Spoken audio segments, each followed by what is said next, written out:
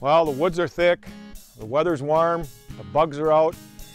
Welcome to early season. It'd be a tough time to try and kill a big trophy whitetail, but there are some tricks you can use to help you figure out exactly how the bucks you're hunting are moving about their ranges. From the Pages of is brought to you by Muzzy Broadheads, bad to the bone, and by Thompson Center Arms, America's master gunmaker. I've long had an infatuation with antler rubs and rub lines, and in 1999, that infatuation eventually led me to write and release my third book, Rub Line Secrets. A chapter in that book chronicles the relationship whitetail bucks have with their antler rubs and rub lines throughout the season.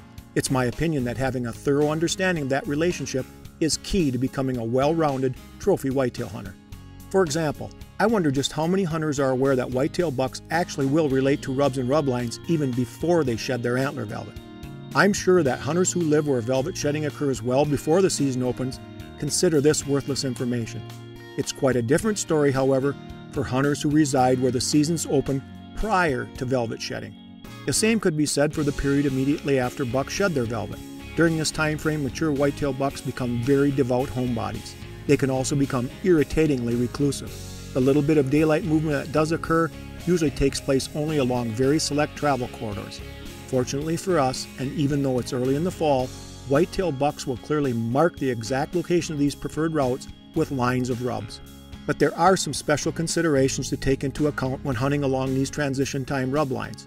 As I said, mature bucks are extremely daylight shy at this time. Any daylight activity that does occur, whether morning or evening, is most likely going to take place very close to where big bucks sleep during the day. Thankfully, the presence of fresh lines of rubs can show us exactly where our stands need to be placed to take advantage of this limited daylight activity. Now, I'm not going to lie here. Trying to find and then follow rub lines at this time of year can be extremely tough. Low numbers of fresh rubs and limited visibility due to dense foliage are the main reasons. But if you're anything like me, you're always willing to work a little harder when tagging a trophy whitetail as a possible end result. Hey, remember, hunt hard, but always hunt safe.